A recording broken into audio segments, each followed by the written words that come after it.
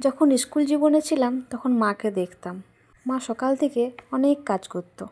থকে গিয়ে মা বলতো, আয় মা কিছু সাহায্য করে দে একটু। তখন ভাবতাম, তোর বাবা এ কটা তো কাজেই, আর তার জন্য মা আবার আমাকে ডাকছে, আমি যাব না, তুমি একা একা করে নাও।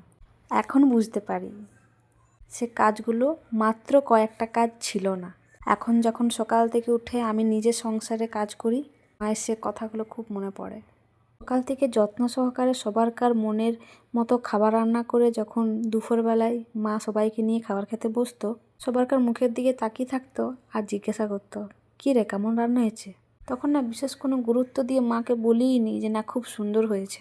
এখন যখন নিজের সংসারে রান্না বান্না করি, বরের দিকে তাকিয়ে থাকি যে সে বলবে রান্নাটা কেমন হয়েছে, তখন মায়ের কথা মনে পড়ে। যেসব মেয়েদের এখনও বিয়ে হয়নি বা বিয়ে হবো হচ্ছে, টাইম থাকতে প্লিজ তোমরা নিজেদের মায়ের রান্নার অনেক অনেক অনেক প্রশংসা করো, যাতে বিয়ের পর আর পস্তাতে না হয় যে যদি মাকে বলতাম যে মা রান্নাটা খুব সুন্দর হয়েছে। যদিও আমরা কিছু বলি না বলি, মারা কিন্তু এমনিই হয় যে পরের দিন আবার সকাল থেকে লেগে পড়ে তাদের ছেলেমেয়েরা কী খাবে, কী খেতে ভালোবাসে সেটার দিকে ধ্যান দিতে। কিন্তু সে বলে না, দাঁত থাকতে দাঁতের মর্ম বোঝা যায় না। যখন মা কাছে ছিল তখন অনেক ছোট ছোট জিনিস মিস করেছি। এখন তার সেই দিনগুলো, মাও এলে আমার ঘরে 2-3 দিনের অতিথি, আমিও মায়ের কাছে গেলে 2-3 দিনের অতিথি।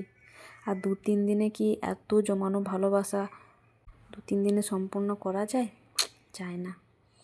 তো চলো, বাই, গুড নাইট।